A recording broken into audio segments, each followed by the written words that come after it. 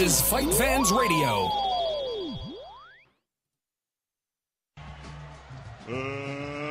Let's get ready to rumble! Oh my God! Unbelievable! Down goes Frazier! Down goes Frazier! It's time!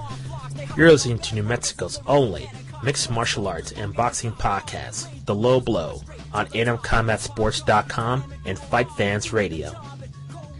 It is another episode of The LowBlow on FightFans Radio, USCombatSports.com, and SouthwestFight.com. I am Justin Goodrum, joined by Will McClary and Jorge, now Air Jordan Hernandez. What's going on, guys?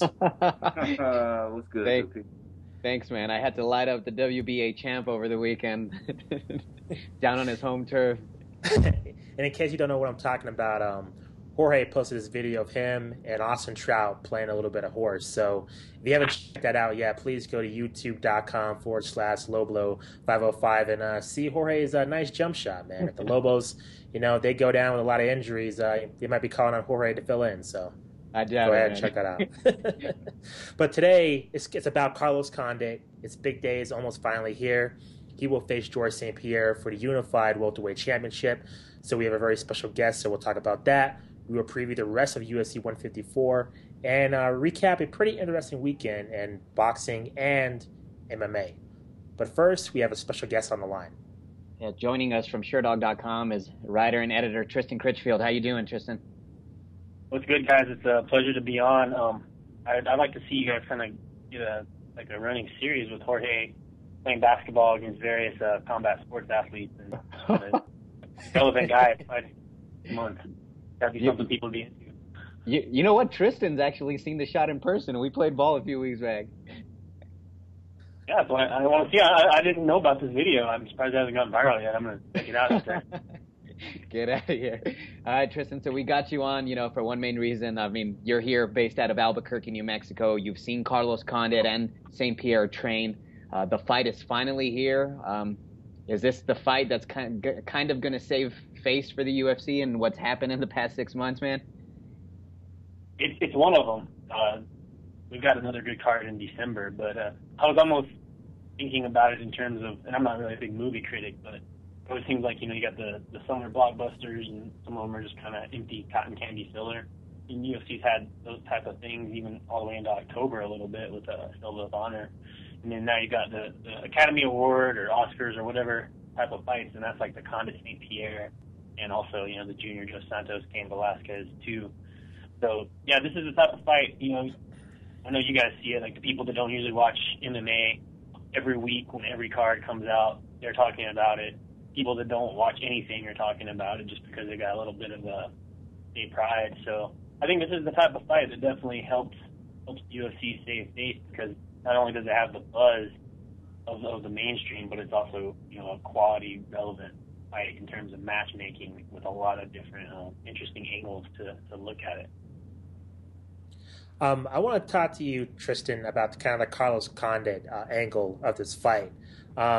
Is he in kind of a damned if he does, damned if he don't situation? I mean, let's say he goes out there and, is really impressive against GSP and finishes him within the first round. Are the critics going to say GSP's rusty, he's coming off the major surgery, and that really it was kind of a fluke? And that, if Carlos Condit loses, people are going to say he doesn't belong with GSP, and Nick Diaz truly won that fight with him earlier this year. I mean, is Condit in kind of a no-respect situation regardless of the outcome, you think? I don't know if he's in a no-respect situation. I mean, he's obviously the underdog, which is nothing new for him. First off, I watched the Diaz fight several times, and I never scored it for Nick Diaz. I think that's just Nick Diaz invokes such a passionate response from his followers that to this day they feel like he won the fight. Carlos Condit used an effective strategy. It wasn't a boring fight. He didn't run. It was called movement. And he won that fight. So I think he's acknowledged as much. I've heard some different interviews where he's acknowledged as much, that if St-Pierre looks like he's a little bit rusty and he looks a little bit creaky and he looks like he hasn't fully healed from his knee surgery, that it could diminish the victory. But Condit, I've heard him say, for one, he's not expecting St-Pierre to be anything less than what he was before he had surgery, before his layoff. And if Condit gets a first-round finish, like you alluded to, I don't think it matters one way or the other. You won't have enough time to decide. I don't think people have enough time to assess if St-Pierre is 100% with that. I mean, that's a huge victory, no matter the circumstances, against a guy that's an all-time great, pound great. He's able to come out with a first-round finish, and I don't think anything can diminish that. If he goes the distance and he, St-Pierre grounds and pounds him, grinds him out, kind of drags the fight on, and typical St-Pierre style, as we've seen in his last few performances, there's not a lot of shame in that either, because obviously that's what he does to just about everybody. So I think he's definitely the underdog, but I think there's a lot of different ways for him to earn respect in this fight, and he can also, it could be a back and forth 5-round war where he sweeps, he gets up, fights off his back, he uses movement a lot and extends the fight, and if he went down on a close decision, you earn a lot of respect that way. I think any of those scenarios, Condit established himself as a top flight welterweight, and you just look at his resume of the guys he's beaten and where they are now. And then in his debut, which was against Martin Kampmann, which was a favorable decision, he's earned the spot where he's at. Also, when it comes to the style matchup, how do you see these two guys matching up? I mean, in the UFC primetime, the last two that we've actually seen, it's interesting that the guys took two opposite, styles. You had Georges St-Pierre bring in the Muay Thai guy, and then Carlos Condit brought in Cairo Terra with the groundwork. So, do you find it quite interesting that these guys are actually training? What they're showing on TV, at least, training in opposite styles from one another, I guess.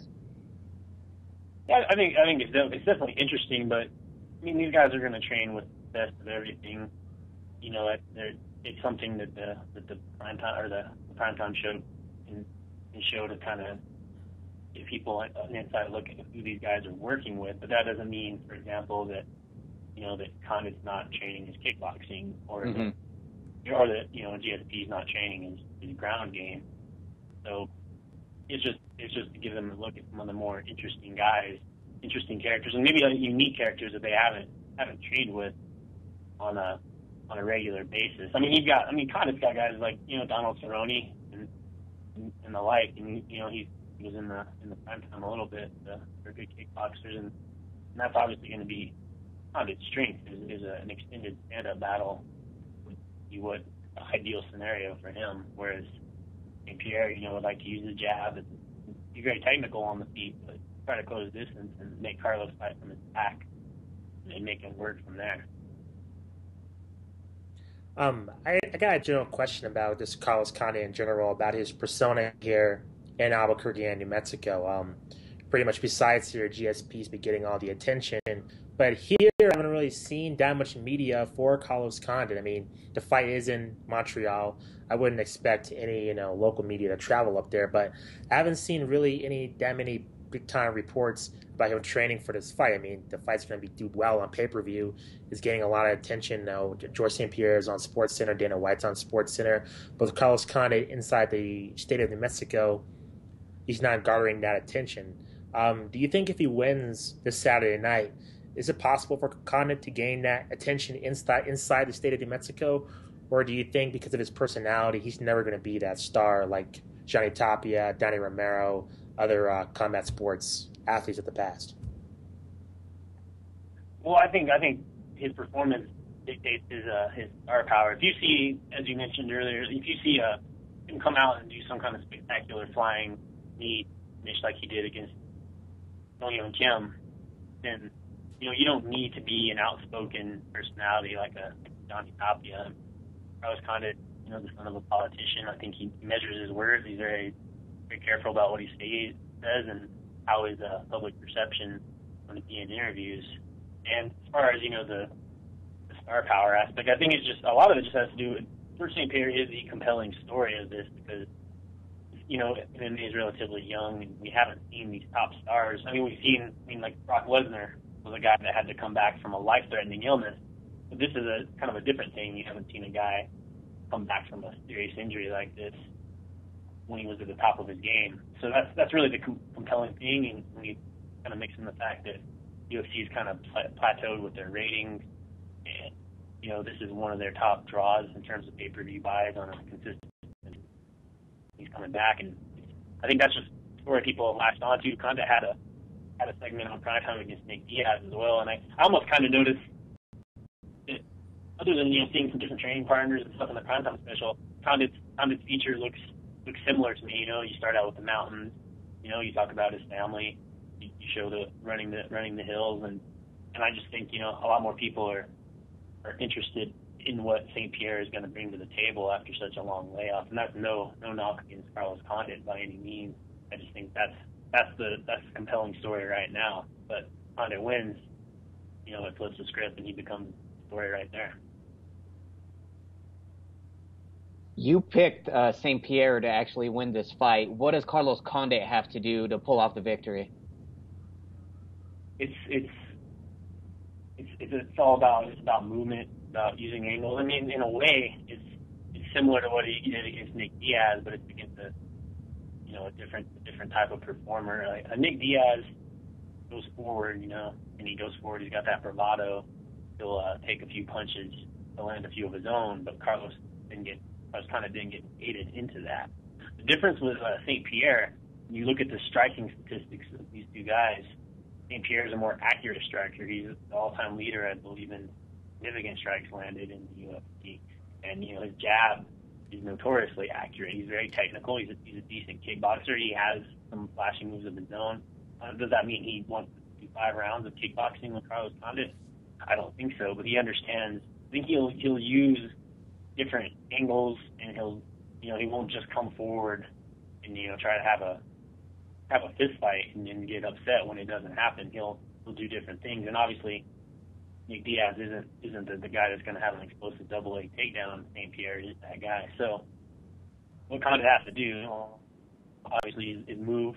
Test the leg, test the knee. Push kicks. See how it is. It's not dirty. That's strategy. Use your diverse tool of attacks. I think the other thing is he will probably get taken down at some point. We've seen him sweep up the Dong Kim fight being the significant example. We've seen him rally after, taking a beating, Roy McDonald being that example. So he's shown he can respond in a lot of situations. So, you want to keep as much distance and do as much as you can to keep the fight upright, but you also have to adjust when it gets out of his comfort zone. He's a skilled submission specialist, and he's active from his back. I just don't think you want to spend too much time trying to score points from his back, just because of what judges recognize and what they value most.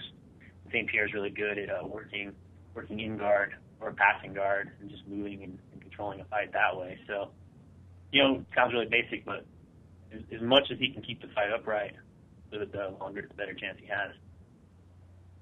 Anderson Silva is going to be ringside for this fight. I guess my question is, in terms of Carlos Condit, does he have to finish Georges St-Pierre to pretty much guarantee the title? What I mean by that is, if the fight is extremely close, if you have one of these controversial decisions, do you see Carlos Condit maybe getting an immediate rematch a la Benson Henderson, Frankie Edgar? Or do you see, Georges St-Pierre barely wins, they're going to kind of ignore Condit and push the GSP Silva fight? Yeah, I think the latter. They definitely, even if it's a Edgar Henderson type situation in this case, I think if they can make it happen, the window is closing on these guys, particularly, Anderson Silva's 37 years old, I believe. They'll try to make that fight happen, regardless of how close Condit might have been. And if it's a razor, then, split decision. They're going to still try and make that fight happen. And, in St-Pierre's, in his home country, and with all that at stake, you want to be either really emphatic if you go to the judges. You don't want to have one of those where each round you're looking at the stats and 16 strikes to 15 or 10 strikes to 8, but St-Pierre has 2 takedowns. You want to be emphatic as possible, I think. Also, when it comes to who would win this fight by a finish, out of all his fights, Carlos Condit is pretty tough to actually, be finished. And we've seen in his 2 defeats St-Pierre, that is, that he has lost and he's either been submitted or he has been knocked out. So if someone were to end this fight early before the decision's handed at the end of the 5th round, who would it be? Would you go Condit or would you go GSP? Oh, I would go Carlos Condit. And you never know how conservative St-Pierre might be, with his strategy too. Just getting that comfort zone back, he might be a little more conservative than he has been in the past. Condit has that track record, 26 finishes and 28 victories. He's the guy that can land, some kind of exotic strike, a flying knee, a spinning whatever, submit off his back if, he gets a little too careless pounding away.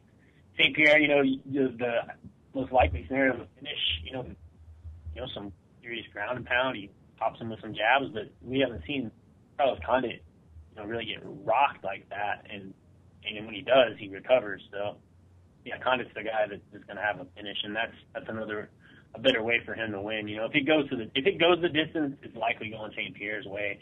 The finish going Carlos Condit's way. That's the way I see it. If Carlos Condit wins this fight, will that increase the chances of the UFC coming to Albuquerque? I think we had this conversation before last time, but what are the chances of the UFC making not Albuquerque, the southwestern area, Arizona, Texas? They don't often go to Texas too much. What are the cases of Condit being champion, increasing the chances of coming to in New Mexico in general? I mean, it probably has an issue to do with the pit for one, and they may look at if you guys remember that the MMA Fight Pit venture that came here last summer, or the summer or this past summer. Mm-hmm. But, we had Cody Wheeler, Angelica Chavez, some big local draws, and it was a really disappointing crowd for everybody involved. And I don't know how close promotions look. Maybe the UFC is confident enough to say ignore something like that. But in addition to that, when we were kind of doing the pre-fight coverage leading up to that event, I talked to some people involved with UNM, and they said that the goal was to get a UFC event into the pit, but they need some more to do some things structurally to what the UFC needs for their set. And I don't know all the specifics of that, but you need to have a big screen and several screens where people can watch the fight and some things like that. I don't know if the disappointing result from the attendance of that MMA Fight Pit event kind of stopped the momentum on UNM's side and people involved, or what would be involved with that. But if Condit beats St-Pierre, he'd almost be too big a draw for what kind of fight New Mexico would get. I would see New Mexico, if we were to get a UFC event, it'd be more of a fight night, or I guess a Fuel TV type of fight for now. When Condit beats St-Pierre, he's on big time pay-per-views until he loses the belt, and then he still would be. So it'd be real hard to get somebody like him here, but it's tough to say if he wins, would that bring more. I don't think it's entirely based on it's up to him. Jackson's been an establishment for so long, and we still haven't seen anything come this way. And I think it just has to do with some of the issues I just mentioned, with the pit and with attendance. You don't know what people come to LowBlow basketball out here, and even though we kind of hype ourselves with a fight down, unless you're doing it in a casino that holds 2,000 to 3,000 people, it doesn't. I mean, the short-term results aren't that good. Mm-hmm. Just one more question, Tristen, and then we'll let you go. We haven't really talked about the Greg Jackson aspect of this fight yet, just in terms of him recusing himself from cornering either guy. Who do you think that will affect the most, Georges St-Pierre or Carlos Condit? I almost feel like it might affect St-Pierre a little bit more, just because he's coming back. He's coming back after the layoff. Might have some psychological things going on, and he's had Greg Jackson in that corner ever since the Matt Serra loss. That's, I think, basically when he sought him out, and he said, I need to do some things differently, and I need to make some changes in my game plan. And not so much that his team isn't a capable team. I mean, actually, just to reference the primetime show, I really enjoyed when Faraz Sahabi called John Danaher the Hannibal Lecter of MMA, and he did a pretty good job of being like the creepy strategist during some of those segments. I don't know if you guys caught that, but yeah. he played that part really well. But I would think if it does affect anybody more, it would be St-Pierre. Obviously, both guys are going to miss his presence. I think that Mike Winkeljohn is kind of tuned into Greg Jackson, and they do complement each other. But a lot of what Condit does on the feet can be attributed to Mike Winkeljohn and what he did with the Diaz game plan. And they have very good coaches to take his place. For example, Chris Luttrell's been a part of the team pretty much since day one. He's the guy that brought Jackson and Winkeljohn together. So Carlos has guys that he's comfortable with. Georges St-Pierre has guys that he's comfortable with. But, Carlos Condit's not coming off a major injury. He doesn't have those questions in the back of his mind. If St-Pierre has those questions, it might just be a matter of a comfort thing, not having Greg Jackson there. So that would be my guess. If someone was to be more affected than the other, I would go with Georges St-Pierre. Having talked to Greg Jackson, you can tell that he really values his relationship with St-Pierre over the years, and he was really definitely felt confident in making the decision that he's going to sit this fight out. Just he doesn't feel like he wants to be involved. Mm-hmm. Well, thank you very much, Tristen, for joining us. How can people get a hold of you? They want to track you on Twitter. Where can they see your work on the internet? Well, go to SureDog.com. Obviously, I'm the editor there. You'll see my work on there. Be sure to cheap plug for the SureDog MMA Pick'em Fantasy game. You get all the picks right for the fight card. You get bonus points for picking the method and the round. You could possibly win a Kindle Fire. So go to SureDog.com, click on MMA Pick'em Fantasy game, register if you haven't already. Twitter account is tcritchfield52. I tweet more frequently than in the past. Thanks to some of these LowBlow guys, but not only as some. But I'm working on it. Get on awesome, that Twitter, man. Yeah, no doubt. Thank you very much for joining us, Tristen. Thank you very much. It's been a pleasure, guys. Appreciate it. Take care, man. Thanks. Pretty good insight there, man. Yeah, very interesting comments from Tristen there, and particularly with the fight scene in terms of turnout. So I'm sure when we preview UFC 154 a little bit later, we'll get into that. But I just want to get into some housekeeping things. As always, you can get in touch with the show through Twitter, through @TheLowBlow, also through Facebook, through typing the LowBlow podcast in the search bar. Also, we are on Stitcher. Right now, if you go to stitcher.com/LowBlow, type in a promo code of LowBlow, you'll be entered to win a $100 cash card. A winner will be selected each month, and you'll get access to all of the FightFans Radio Network, including our show. You can get in touch with the FightFans Radio Network through Facebook, Twitter, YouTube, and Ustream through one handle, FightFans Radio, that has all their updates, articles, and all their latest shows through YouTube, Ustream, and through Stitcher. So, guys, let's go into 3 rounds. Who wants to start off this week? Does anybody have any pertinent things they want to get off their chest? I do. Okay, go for it. I don't know if Will feels the same, but just people's big-ass head being in other people's faces when they fight. And I'm talking about you, Adrien Broner. I mean, this guy acts like he's got a big head like Hey Arnold or Bobby from Bobby's World, man. It's like your head is not that big. Why is it under people's chins, and why are the referees not warning you? It's disgusting, I think, because we saw Joseph Abeko. He caught the low blows for the past fight that he had with Adrien Broner a few months back. They had a rematch. Adrien Broner won that one, I guess fair and square. Not to say that Broner is a dirty fighter, but he uses some tactics that are very questionable. This weekend, he fought Anselmo Moreno on Showtime, and again, it was the head movement. He was leading in like a bull, and I don't think the referee even warned him once, maybe one time, but this guy needs to start getting penalized. It's the Tim Bradley effect. You just can't fight guys that know they have the advantage of putting their head inside your nose, and, that's my beef for this week. It's either I can't figure out still if it's against Adrien Broner or the referees that are actually in his fights. I agree with you. It is pretty aggravating, but what do you think about Moreno? I thought, of course there's a thing called, the sweet science, sticking and moving, but he seemed like he just would not stand his ground.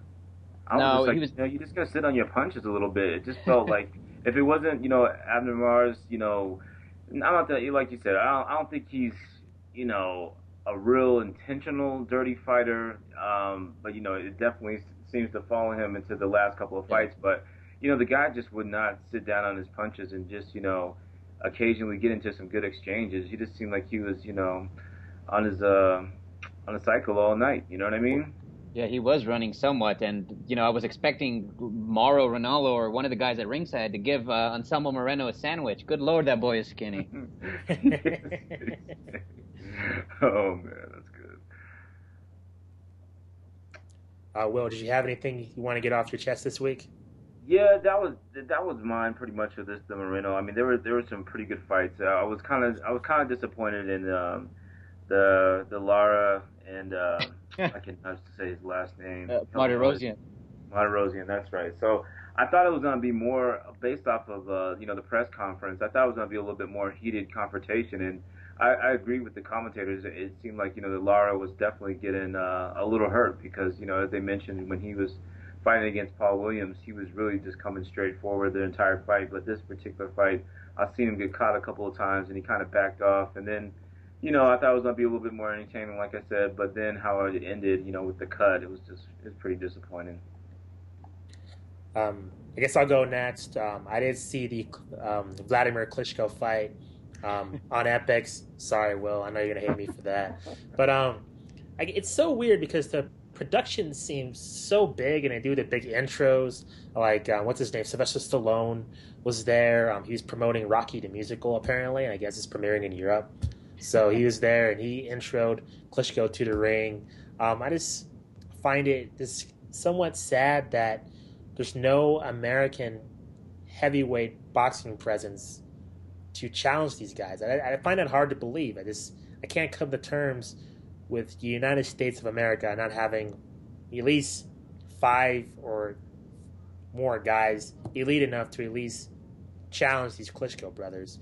I mean, I'm not saying for them to beat them, or certainly not even saying they should be, the next, Tyson or Holyfield or Lennox Lewis or any notable heavyweight. But it's just kind of hard for me to believe that, MMA is. I realize they're two different sports, but MMA's been around for a shorter amount of time. Boxing has the lineage and the history, and you had, 2 Europeans dominate the sport, and really. When the Klitschkos are challenged, it's usually because they're fighting a European. It's not because they're fighting an American. Often the American fighter usually gets dominated. So it's just unfortunate. I like the Klitschko brothers. I think they have a lot of skill, but I just think they're kind of in the wrong place at the wrong time. They're just, their styles are somewhat boring, and they have no talent, so they're basically pushed on the back burner. So I think their careers are kind of going to be affected by that. But nevertheless, it was pretty entertaining. Vladimir let his punches go. He got the decision. He did everything to finish the guy. He just couldn't do it. So, I don't know. Did you catch the fight, Jorge? Did you see any difference in terms of the Klitschko style without Emmanuel Stewart in his corner? I didn't. Maybe you can help me on this, Will. They were talking about the guy, a new trainer in his corner. Jonathan Banks. There you go. And I guess they're mentioning that he's a heavyweight boxer too. Is that right? He's got a fight this weekend, actually, or the 17th. This Saturday. He's fighting Seth Mitchell, who I think can be the next American to actually dethrone one of the Klitschkos. But yeah, Jonathan Banks is actually a decent fighter. I mean, the guy's 28-1 with 18 knockouts. So I mean, he's no pushover, and he hasn't lost a fight since 2009. And guess who he lost to? Thomas Adamek, who's a pretty damn good fighter himself. Yeah. At cruiserweight. That is a heavyweight, though. He's pretty not impressive. Thomas Adamek, in terms of, as a light heavyweight, he definitely earned his keep. But as a heavyweight, he's been pretty depressing. Yeah, and that got annihilated by the Klitschko. And that fight between Banks and Adamek did take place right below heavyweight at cruiserweight. So yeah. Well, but Seth Mitchell, I don't know how much. Yeah, that's good that you mentioned him because he's getting a lot of buzz. I mean, you really think he's capable of beating the Klitschko horse? I don't know if he's capable, but he's the only American that has a chance to compete. I think, unless Chris Arreola gets his act together, it's Seth Mitchell. He's the only one. Seth Mitchell, a former Michigan State football player. The guy's athletic and strong enough. I mean, there's another fighter out of the South there in Alabama by the name of Deontay Wilder, and he's actually 25-0 with 25 knockouts, but his competition is, middle of the pack. So, I mean, keep an eye out for that guy, Deontay Wilder. But right now, BoxRec only has him ranked number 49. He hasn't fought too much competition, but the kid's 25 for 25 with 0 losses. But as of right now, Deontay Wilder isn't ready for that. Seth Mitchell is the only one. Him and Chris Arreola. I mean, it's dead. The division for Americans, at least. Europeans have taken over that, and I'm kind of willing to say, all right, fine, take it. We'll have all the other weights. Yeah, that's true. And just to answer your question, Will, I guess I don't think the corner missed a beat because Banks has been working with Klitschko for a very long time, and he knows all of Emmanuel Stewart's, tricks and tools of the trade. But I just found it during the broadcast, it was a little bit too much of the announcers kind of playing it up.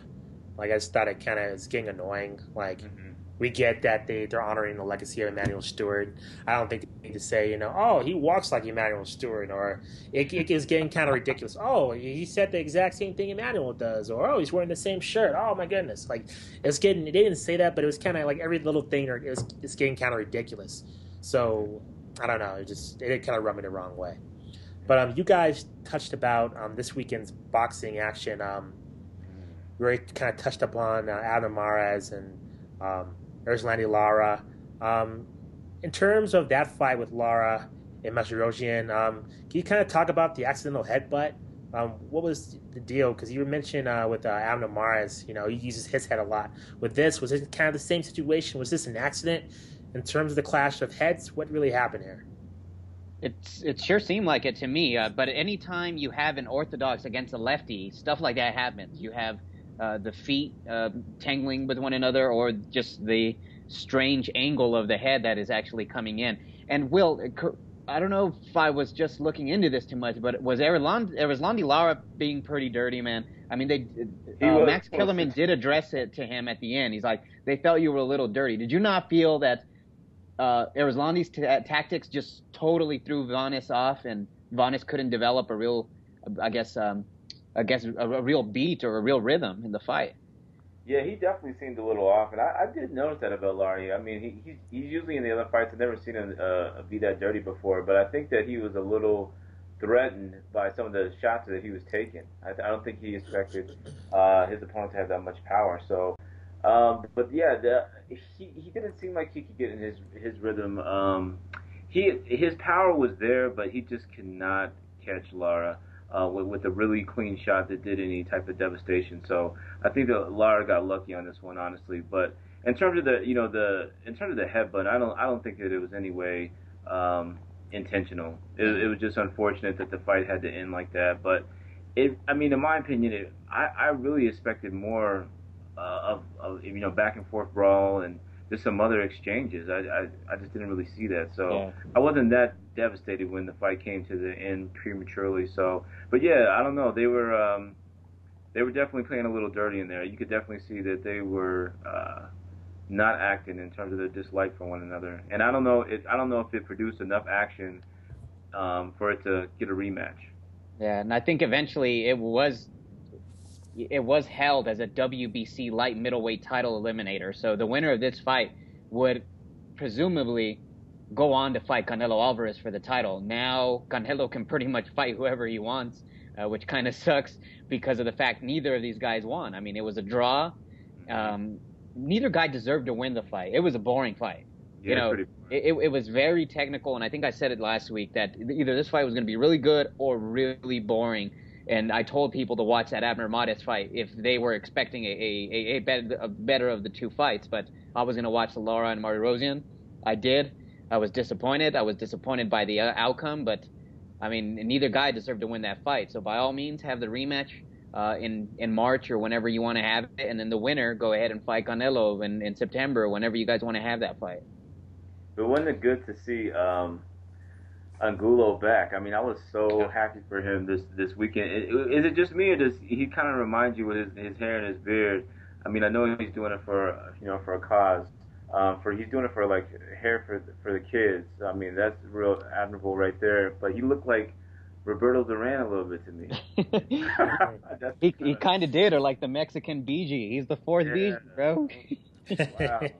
Well, what did you think about his story? I mean, that was just really moving. You know what I mean? And at the detention center, how the warden basically told him that he wasn't going to get out of there. I mean, he was really, really emotional at that fight.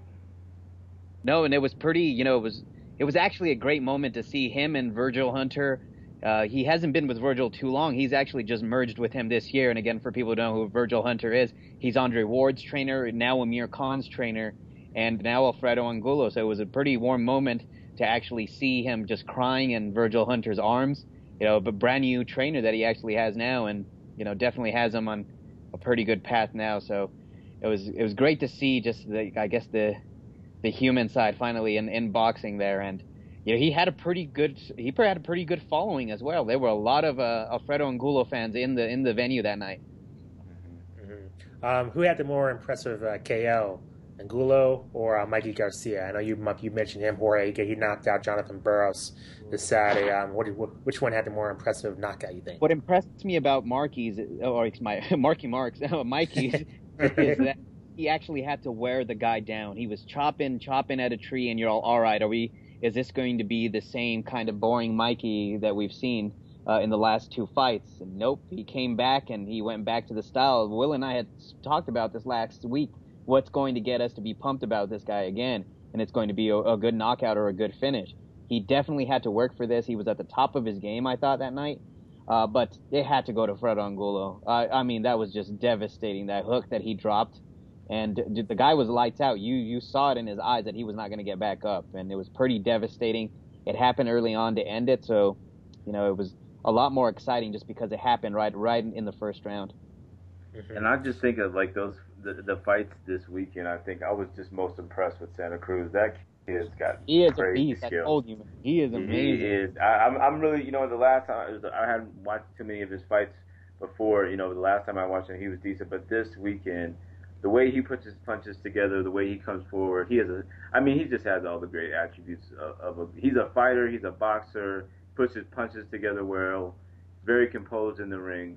I think that he's just definitely going to be around for a while, and it's interesting in terms of matching up skills and personality with superstar status. But he's not boring, but his fighting style is so good. I think that's just going to carry him along the way, regardless of how his personality develops outside the ring as well. And I had a chance to interview him in June at the Latif Coyote Antonio Tarver card, and this guy was a really fun-loving kid, and he speaks both. He's Mexican, but he speaks both English and Spanish extremely well. Like we did the interview in English. The guy didn't he held his own, and it's going to be amazing how this guy would just develop, and as he goes up in weight also. It's going to be a very fun fight to see if Leo Santa Cruz does decide to go up to fight in Abner Modes's division. I don't think they're going to have that fight between him and Abner Modest, because Abner Modest might be too pricey for someone like Leo Santa Cruz who's still coming up. But, it's just, you drool at just the idea of some of the fights and thoughts of some of the fights that this guy can possibly be in. He's got all the tools. People are calling him the baby Margarito, and he's definitely putting that together. Kid, anytime you drop 900 punches in a fight, I mean, it's amazing. No doubt. Just one more thing. Cung Lee, you're right, Jorge. He's still in the building. A huge knockout, knocking out the lights of Rich Franklin. It's an impressive KO. What did you think about that? I thought it was beautiful. Hey, Erica, what did you think of that? I don't think you're not very nice. You know that, right? I told you. There's no way that we could have predicted that Rich Franklin would make such a beginner mistake in a fight like that against a guy who I still would say is not a great fighter. I just still don't think he's a great fighter. But Rich Franklin made a very stupid mistake. It's the first thing you learn in Muay Thai class. And he was not going to move his head when he kicked. And you're not supposed to do that. Like, that's first week right there. And he paid for it dearly. So a very important win for Cung Lee. Even though people may have their reservations about Cung Lee, one thing is for certain, he's entertaining. He has a name. and I think he's valuable for that middleweight division. I mean, he's not going to fight for the title.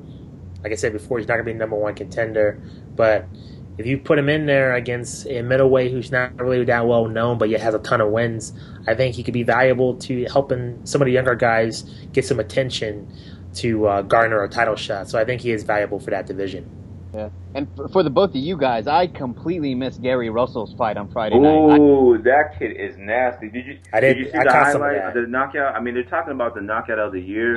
I mean, it might be on there, dude. I mean, this now talking about, like we were talking about Santa Cruz. I feel the same way about Gary Russell, man. That's what I'm talking about in terms of getting excited about these new up and comers. That kid is nasty. He's got the skills, got the hands. I think he's gonna go far, and he's definitely gonna be a champion. He definitely is, and I saw the highlight of the knockout, but I didn't see his fight at all. So it's kind of really hard to gauge how well he performed in there. But to be honest, the guy, he's the fastest boxer I've ever seen, hand speed wise. I don't know anyone else that comes into thought, but it's kind of early to say with somebody. But the guy's hands are unreal. Yeah, he has tremendous hand speed, and not just the speed. I mean, I like that. See, these guys like Santa Cruz, Gary Russell, these are not one-dimensional fighters, so they're going to be all right. I mean, Gary Russell, I would want to see a little bit more. He can definitely take a punch pretty well, but if he can continue to maintain that speed, and we have to remember guys like Sugar Shane Mosley. Now, Sugar Shane Mosley, again, as we mentioned this before, he had tremendous speed as well. But his problem was, of course, he never had a really solid backup plan once he started to lose a fight. So, Gary Russell, I'm definitely impressed by his hand speed, his combinations, and his power. But I want to see, how he reacts to adversity and how he can make adjustments before I get too crazy. But I'm definitely impressed in what I've seen thus far. And I think they need a couple of years to develop him still. I mean, he's 24 years old, but is he ready to fight, the Mikey Garcias of the world or the Billy Dibbs of the world? I don't think he's ready just yet. Give him another year and a half to actually polish his skills a little bit more, even though he's got some pretty damn good ones, to actually make those fights happen, I think. Right, no need to rush him. So, gentlemen, the day is almost finally here. As we were saying earlier, it is UFC 154. It feels like it's been an eternity since we've first announced, the UFC first announced that Carlos Condit was going to fight Georges St-Pierre. Condit, as seen in the Countdown special and seen in interviews, decided not to defend the interim welterweight title and decided to wait for GSP. Now the fight's finally happened. I want to get you guys' predictions in terms of what's going to be the outcome here. I think we're extremely biased. I think we're rooting for Carlos Condit to win. I mean, let's not front. But I think in terms of who's going to actually be the victor in this fight, I'll let you guys go first. Who do you see coming out the victor? Just seeing some of these odds are just blowing my mind. For St-Pierre to be out a year, and for Condit to be somewhat 3-1 underdog on some casinos, it's kind of beyond me. Just because of the fact St-Pierre doesn't have too much movement. He sticks his ground, and he's either going to out jab the hell out of you or take you down to the ground. And I'm not saying he's just two-dimensional like that. But for someone like Carlos Condit, who is able to stick and move, and he showed us that in the Diaz fight, just surprises me, and some of those odds are that high. If he's able to land similarly to how he did to Nate Diaz, and I don't think it's possible just because of how broad GSP is, he can make a fight out of it. Will this fight go to the ground? I'm not sure. I pretty much think it's a push in this fight. I mean, it could go either way, and that's why it surprises me that these odds are so big. Of course, the Albuquerquean in me is cheering for Carlos Condit, and just the MMA scholar, if you will, is also leaning toward Carlos Condit as well, just because of the injury factor that's coming into it, and we don't know what to expect from GSP. But if we see the same GSP that we've seen before, I still think Condit has a chance to actually be able to do something, whether it's ended by KO, which is very unlikely, or submission, which is a little more possible, I think. I think the guy has a great chance. Me too. I guess my opinion of this fight is as this. I've always stated ever since Condit was in the WEC that he has the skill set, if he keeps ascending, to challenge GSP and beat him. I think When we've seen GSP be vulnerable and lose, we've seen guys land huge combinations. I mean, even in the BJ Penn fight, the first one, I know Georges St-Pierre, he was the victor, but in that first round, BJ Penn messed Georges St-Pierre up. It was because BJ Penn threw huge combinations. And I think with Matt Serra, he caught him once and then followed up. Really, the exception is, the first Matt Hughes fight in which Matt Hughes got him in the armbar. I mean, other than that, Georges St-Pierre, when he's been vulnerable, guys have caught him with huge combinations. I think with Carlos, that's his bread and butter, is throwing huge combinations, being the aggressive kickboxer, and having an iron will. I think the guys of Georges St-Pierre's fought in the past were just content of just getting a weak decision, just, trying to out-jab Georges St-Pierre and trying to out-wrestle the guy when they couldn't. I think Carlos Condit is going to fight GSP, and I'm not ashamed to say this. I'm picking Carlos Condit to win via unanimous decision. I don't think he'll finish Georges St-Pierre. I just think he'll damage him, and I really think the knees will have nothing to do with Georges St-Pierre's performance. I just think the bottom game of Carlos Condit is enough to make Georges St-Pierre rethink of taking him down. And I think that's a huge advantage for Carlos Condit. He's very dangerous off his back. I think that's going to be a huge thing in his favor for Carlos Condit winning. So I think we're all wishing him the best of luck. Will, do you have any thoughts on who's going to take it, you think?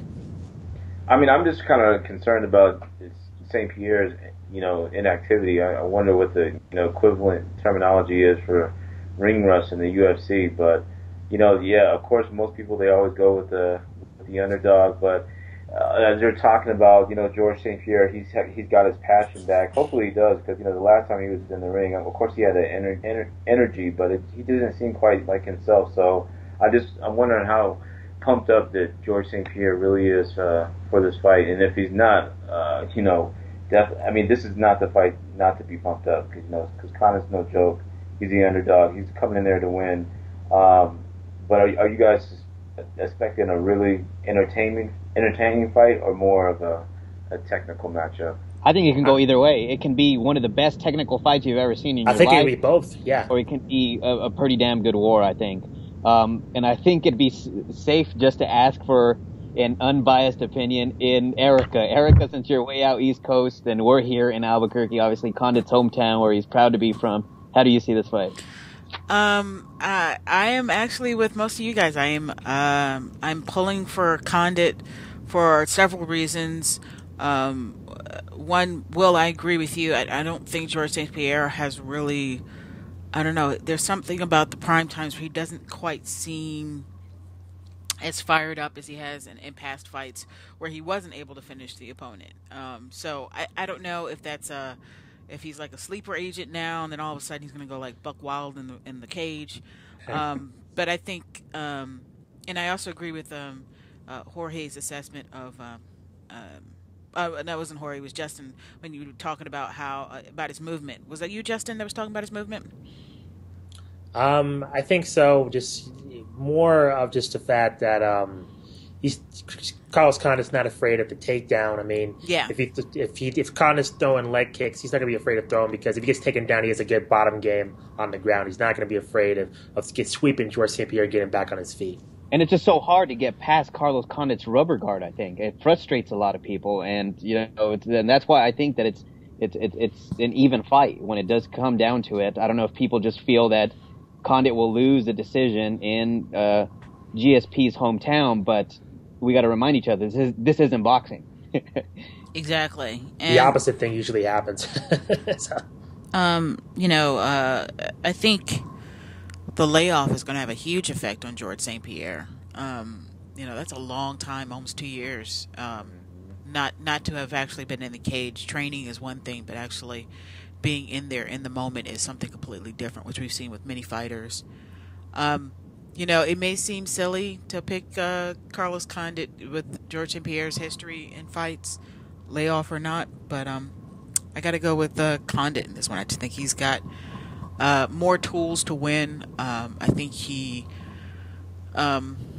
despite what he said in the prime time, I think he does have something to prove. And I think he's perfectly capable of proving it. Now, the takedowns are going to be a problem. I think, because Georges St-Pierre is so dominant on top. But if Carlos Condit can kind of keep Georges St-Pierre from passing his guard and manage to get back up, I think he can win this fight. I definitely think he can win this fight. If it goes to decision, it's Georges St-Pierre, but if the fight is finished, it's Carlos Condit. That's pretty much how I'm leaning. And I think what's very interesting about this fight is that a lot of times when you see these championship fights, sometimes you can compare the other fighter to other previous ones that individual has fought. I don't think GSP has ever fought anyone like Condit, or obviously, the other way around. GSP is just a beast when it comes to it. There's no one like him. So, I mean, that's what makes this fight just that much more entertaining. In terms of this fight, there is supposedly a number one contendership. I put that in quotations. You know how those go. It's Johnny Hendricks versus Martin Kampmann. Are these just hoping that Condit wins because, Georges St-Pierre wins this fight? I mean, they're going to want to put the Georges St-Pierre-Anderson Silva fight on immediately. I mean, Dana White's announced if GSP is the victor that he's planning to having GSP and Anderson Silva fight in May in a big stadium in whatever country. So with Kampmann and Hendricks, are they worried about the title shot at all, or are they just going to go out there and fight? And who do you favor in this matchup? Johnny Hendricks has been on a roll here, and Martin Kampmann's seen a resurgence within his career. So who do you think has the advantage, and who are you picking for this fight? This has just a chance to be one of the better fights in the year. I was actually very excited when I first heard this fight because it's one of the fights I've wanted to see actually for a while. But when it comes to both guys, I just think, Johnny Hendricks, boxing is pretty decent. We know he's a pretty damn good wrestler, but when it does come to stand-up, I think Martin Kampmann has him, and Martin Kampmann's been known to take some huge shots, and he's also delivered some pretty huge knockouts. So if you say advantage, I think it slightly goes to Kampmann, but just because he's, he might be slightly susceptible to being hurt. I mean, we see him cut easily before in the past as well. We've seen him knocked out before. I think I might have to go with Hendricks with this one, despite the fact that I'm a big Martin Kampmann fan. Yeah, for some reason I'm not totally sold on Johnny Hendricks yet, and I think call me a hater. His record doesn't really prove that, but I don't know. I like guys with just that heart and just that willingness not to quit, and I think you saw that with the Thiago Alves fight. Just a huge comeback within that third round. Even though I wouldn't surprise me if Hendricks knocks Kampmann out, I think if you're force me to pick a likely outcome, I gotta go with that one. But I don't know. I like Kampmann in this fight. Just to be contrarian, I'll pick Kampmann. But one more thing before we move on, in terms of the Anderson Silva factor, because to me, I just think a lot of the media is totally glossing over Carlos Condit's accomplishments here. He has a high finishing percentage. He was a WEC champion. I know people don't think that much of the WEC, but the welterweight division was decent. He's come over to the UFC. He's put on some very exciting performances, and yet people are still hating on this guy and not giving him even a shot to win to me. Yeah, I'm surprised he's not more of an underdog. So in terms of the Anderson Silva factor, could we see another situation basically after the fight is over in which people are bummed out that Georges St-Pierre didn't win? They're going to take their anger out on Carlos Condit like we saw with Nick Diaz. I don't know if we'll actually see that. It's a very interesting, a very plausible scenario. I mean, just because of the fact you can't forget that there's still a stigma with the Jacksons team as well. So, I mean, for that to actually go back to Condit, I mean, it's very possible. But the whole Anderson Silva thing, it's, you're overshadowing, you're overlooking this thing also. And then, it was the same before. It's like they wanted Diaz and St-Pierre to happen. Carlos Condit ruined that. Now he's also looking, it just drives extra motivation for a guy, for your own organization to be overlooking you, which just baffles me, man. Yeah, it's crazy.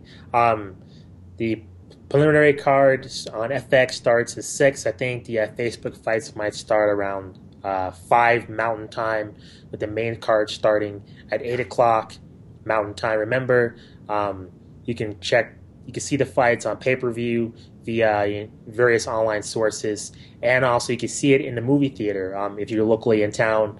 It will be showing at Century 24. I'm going to check it out. I'm going to go to the theater and see it on the big screen, so that should be pretty awesome to see. You sneaking in liquor? I don't know, man. It's my birthday. I might, man. We'll see. Especially if Condit loses, man. We bum me out. But, man. It's going to be a sad day in Albuquerque. There's a lot of wives that are going to be being that night if Carlos Condit loses. But before we call it a day... For the record, I'm not married. He's single. Obviously. But before we go, we have a couple of big fights this weekend, and I know, Jorge, you've been excited to see Adrien Broner back in the ring, and also Carl Froch will be making his return. Tell me a little bit about Adrien Broner's opponent here, and also if he wins, is he finally in line for a big-time fight in 2013? I think so. Antonio DeMarco is a pretty damn good fighter. This guy hasn't lost since 2010, and he lost to a pretty tough guy. The late Edwin Valero was the last guy to actually beat him, but before that, he hadn't lost since 2006. He's coming off a very impressive victory off of John Molina, where he knocked him out in the first round. It was a ref stoppage, but 28-2. The guy is pretty damn good, and even the odds aren't as big as this fight in any of the other ones. But as far as Adrien Broner, what this will do to him, DeMarco can possibly be seen as one of the top 6 guys in this division. If Broner wins, maybe a fight against Ricky Burns out of the UK. He's a pretty damn good fighter. He beat Kevin Mitchell back in September, who was actually 33-1 in a big fight out in Scotland. But I don't know. I like Antonio DeMarco, Will. I don't know about you, man. No, I like him too, man. This is the great fight. I'm really excited for this fight this weekend. I just, you know what, Jorge, though? I mean, oh man, Broner's skills are good. So Yes. Regardless of his personality, I'm still gonna watch those skills. But I just don't like the guy still. I can't. I mean, I want a good fight, but I just don't like his personality, man. I mean, I hope he. I mean, he's gonna be who he is. I'm sure he's not gonna change to satisfy me. But it's just that that's the only thing that's lacking. I mean, it's just one of those fighters where. They have the way they carry themselves, and then their skills in the ring. It's just like, you like them all around. This guy only in the ring. Those post interviews, it's not even. I know the guys have to have personality, and they have to do the entertainment side, but it's just not cool to me. You know what I mean? It's lame and it's just irritating. So I hope the program just shuts down after he might win the fight. And that's where I think we differ on him. I love it. And I want to see a little bit of personality from this guy.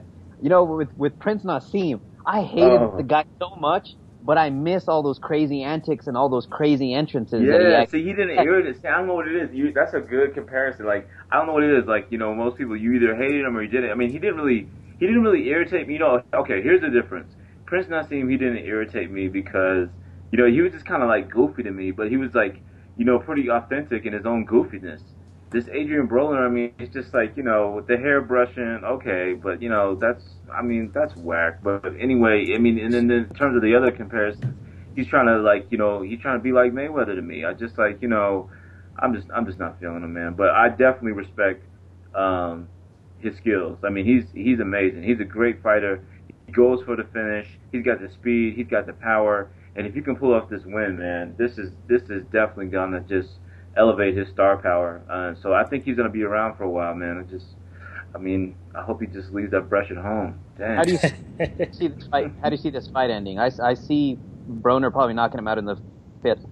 Woo, I think it's gonna be a knockout too. I don't know if it's early as the 5th because it's just DeMarco. I mean, DeMarco seems really pumped up for this fight, and he's definitely no pushover. I think that we're definitely gonna get some knockdowns. I don't know if Broner's going down, but I think if we're gonna get a knockout, I'm gonna call round 10. For Adrien Broner.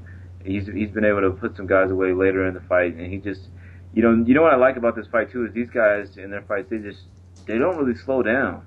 I mean, so we're probably gonna get just entertainment the whole duration of the fight. So I'm just really looking forward to this, and I hope it is as good as I'm anticipating.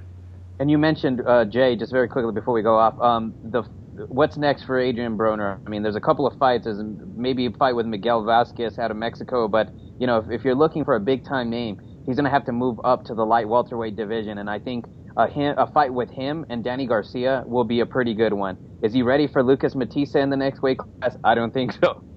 Is he ready for Brandon Rios? Maybe. Just opposing styles. I mean, that'd be kind of cool fight actually. So it's possible. The money for him is in that next weight class, in the light welterweight weight class, and we'll probably see him go up to that within the next year or so. But where he's at right now, I love his technical skill. It's beautiful. Well, definitely check that out. It's going to be a very exciting combat sports weekend, regardless of which sport you prefer more. That's going to end our show. As always, you can get in touch with us through Facebook, Twitter, and through email through lowblow505@gmail.com. Also, remember, if you have never used Stitcher, the mobile app, please go use it now. That has all of our shows, along with the whole FightFans Radio network family. Go to Stitcher.com/LowBlow. Type in promo code LowBlow. Also, you go to FightFans Radio via Facebook, Twitter, YouTube, and Ustream for all their content. So for Jorge Hernandez and Will McClary, I'm Justin Goodrum, and we'll see you next time. And also, since next week is Thanksgiving, we're going to try to have a show on Sunday sometime in the morning. Stay tuned for our Twitter feed and Facebook for more info. So next week, probably no show because of the holidays. So happy birthday, Justin. Yeah, thank you. Appreciate it. Happy birthday, brother. Thanks. Hopefully, Condit delivers. So for all of them, I'm Justin Goodrum, and we'll see you next week. We'll see you in about 2 weeks, actually. Peace. This has been the Low Blow on FightFans Radio, USCombatSports.com, and SouthwestFight.com. Have a good night.